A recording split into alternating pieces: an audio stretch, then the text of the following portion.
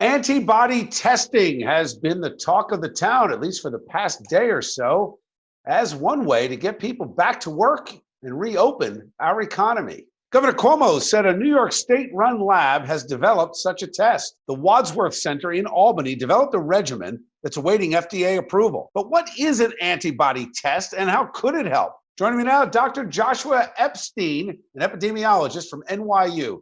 So if you could just explain to everyone, what is this antibody test? The important point about the antibody test is it lets us identify people who've survived the disease and have antibodies to it.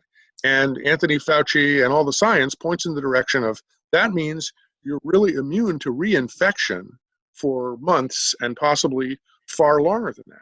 So let me ask you, Doc, yes, as an epidemiologist, you go back about a month and a half, and we've been talking about this for a while now. Some epidemiologists from Stanford University came out and said it's very likely that somewhere January, February, millions of Americans had the virus. And since most people don't have symptoms or have very mild symptoms, they may not have even known. If the death estimates of Fauci and the administration are right, you could have 9 million people have had the disease. Yeah.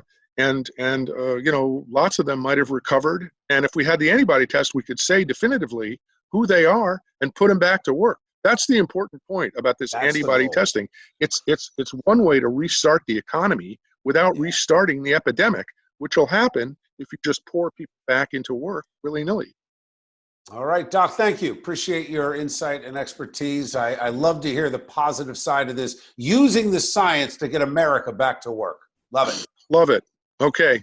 Thank you, Doc. Thank you.